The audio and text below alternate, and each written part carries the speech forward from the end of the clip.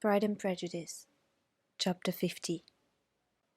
Mr. Bennet had very often wished, before this period of his life, that instead of spending his whole income, he had laid by an annual sum for the better provision of his children and of his wife, if she survived him. He now wished it more than ever. Had he done his duty in that respect, Lydia need not have been indebted to her uncle for whatever of honour or credit could now be purchased for her.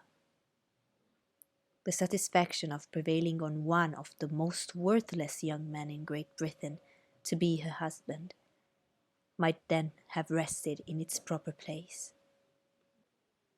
He was seriously concerned that a cause of so little advantage to any one should be forwarded at the sole expense of his brother-in-law, and he was determined, if possible, to find out the extent of his assistance, and to discharge the obligation as soon as he could. When first Mr. Bennet had married, economy was held to be perfectly useless, for, of course, they were to have a son. This son was to join in cutting off the entail as soon as he should be of age, and the widow and the younger children would be by that means be provided for. 5 daughters successively entered the world, but yet the son was to come. And Mrs. Bennet, for many years after Lydia's birth, had been certain that he would. This event had at last been despaired of, but it was then too late to be saving. Mrs. Bennet had no turn for economy, and her husband's love of independence had alone prevented their exceeding their income. £5,000 was settled by marriage articles on Mrs. Bennet and the children, but in what proportions it should be divided amongst the latter depended on the will of the parents. This was one point, with regard to Lydia at least, which was now to be settled, and Mr. Bennet could have no hesitation in acceding to the proposal before him. In terms of grateful acknowledgment for the kindness of his brother, though expressed most concisely, he then delivered on paper his perfect approbation of all that was done, and his willingness to fulfill the engagements that had been made for him. He had never before supposed that, could Wickham be prevailed on to marry his daughter, it would be done with so little inconvenience to himself as by the present arrangement. He would scarcely be £10 a year the loser, by the 100 that was to be paid them. For, what with her board and pocket allowance, and the continual presents in money which passed to her through her mother's hands, Lydia's expenses had been very little within that sum. That it would be done with such trifling exertion on his side, too, was another very welcome surprise, for his chief wish at present was to have as little trouble in the business as possible. When the first transports of rage which had produced his activity in seeking her were over, he naturally returned to all his former indolence. His letter was soon dispatched, for though dilatory in undertaking business, he was quick in its execution. He begged to know further particulars of what he was indebted to his brother, but was too angry with Lydia to send any message to her. The good news quickly spread through the house, and with proportionate speed through the neighbourhood. It was borne in the letter with decent philosophy. To be sure, it would have been more for the advantage of conversation had Miss Lydia Bennet come upon the town, or, as the happiest alternative, been secluded from the world in some distant farmhouse. But there was much to be talked of in marrying her, and the good-natured wishes for her well-doing which had proceeded before from all the spiteful old ladies in Meryton, lost but little of their spirit in this change of circumstances, because with such a husband her misery was considered certain.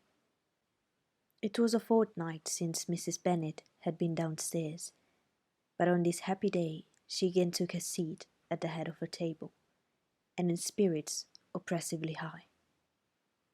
No sentiment of shame gave a damp to her triumph.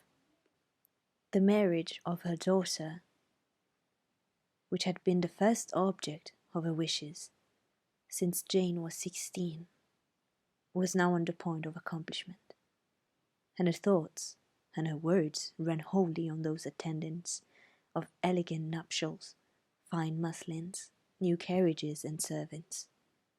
She was busily searching through the neighbourhood for a proper situation for her daughter, and without knowing or considering what their income might be, rejected many as deficient in size and importance. "Hyde Park might do," said she, "if the Gouldings would quit it, or the great house at Stoke, if the drawing-room were larger. But Ashworth is too far off. I could not bear to have it 10 miles from me. And as for Purvis Lodge, the attics are dreadful." Her husband allowed her to talk on without interruption, while the servants remained. But when they had withdrawn, he said to her, "Mrs. Bennet, before you take any or all of these houses for your son and daughter, let us come to a right understanding. Into one house in this neighbourhood they should never have admittance. I will not encourage the imprudence of either by receiving them at Longbourn." A long dispute followed this declaration, but Mr. Bennet was firm. It soon led to another, and Mrs. Bennet found, with amazement and horror, that her husband would not advance a guinea to buy clothes for his daughter. He protested that she should receive from him no mark of affection whatever on the occasion. Mrs. Bennet could hardly comprehend it. That his anger could be carried to such a point of inconceivable resentment as to refuse his daughter a privilege without which her marriage would scarcely seem valid, exceeded all that she could believe possible.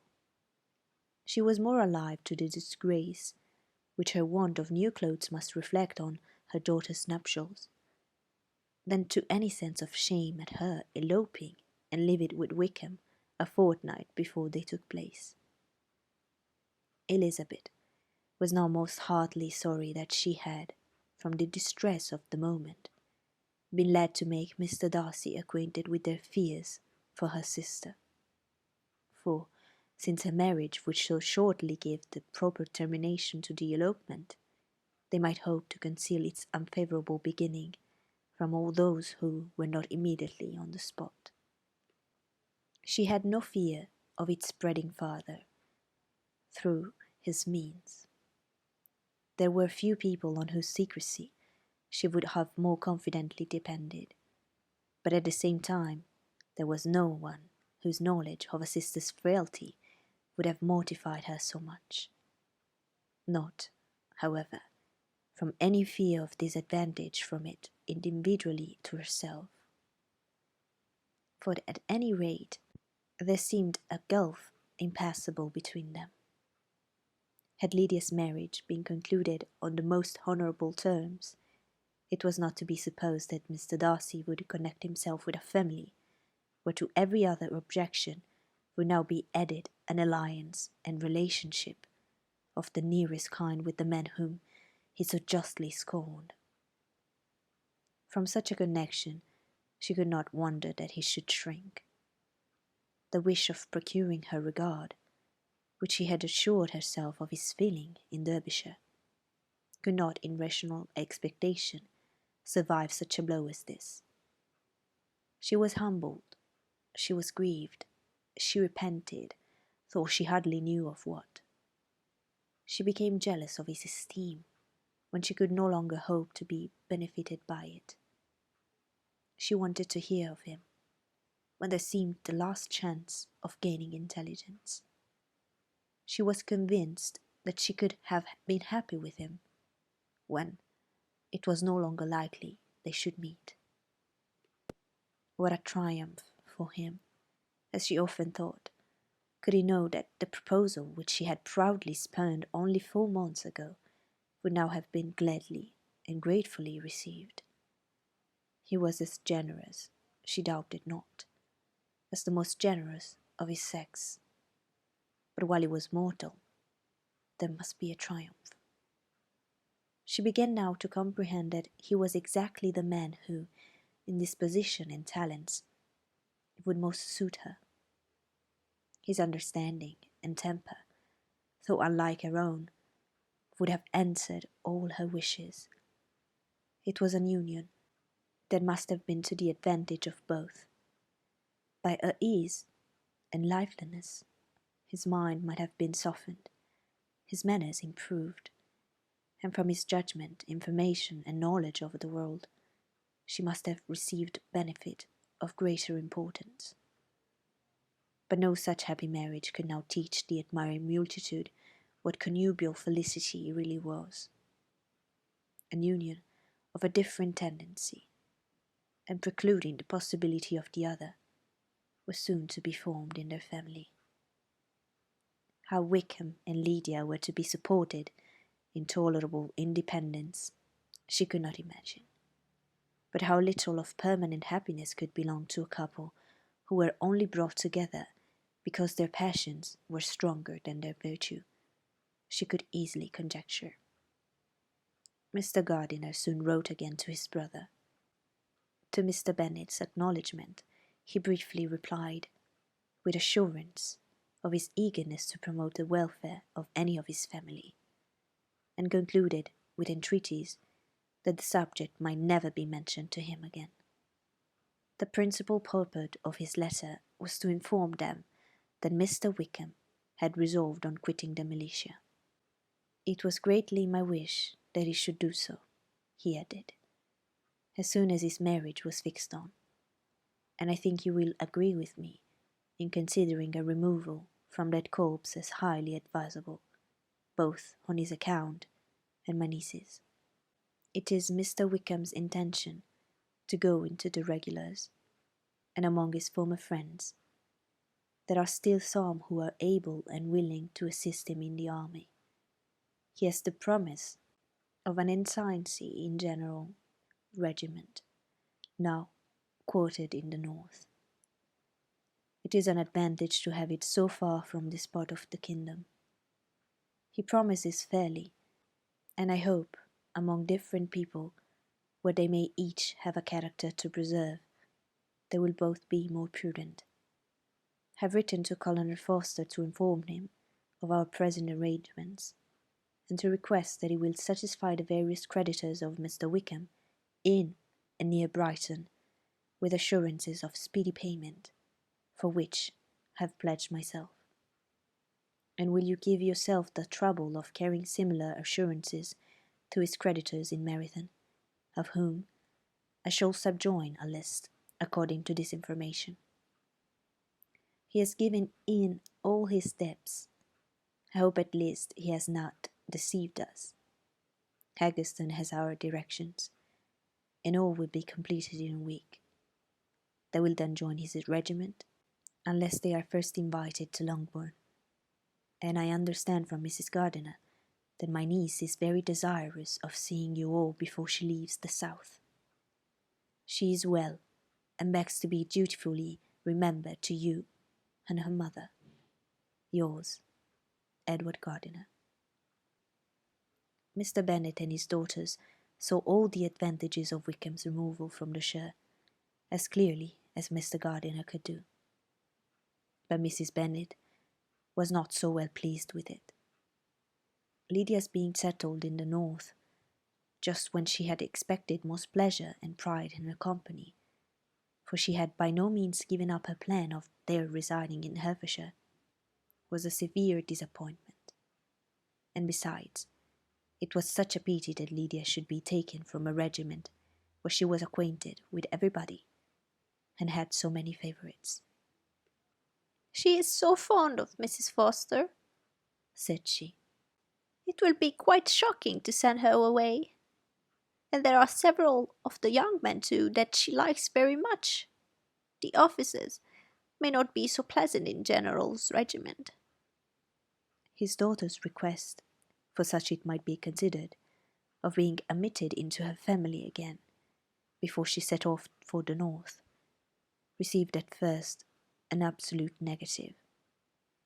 But Jane and Elizabeth, who agreed in wishing, for the sake of their sister's feelings and consequence, that she should be noticed on her marriage by her parents, urged him so earnestly, yet so rationally and so mildly, to receive her and her husband at Longbourn as soon as they were married, that he was prevailed on to think as they thought, and act as they wished.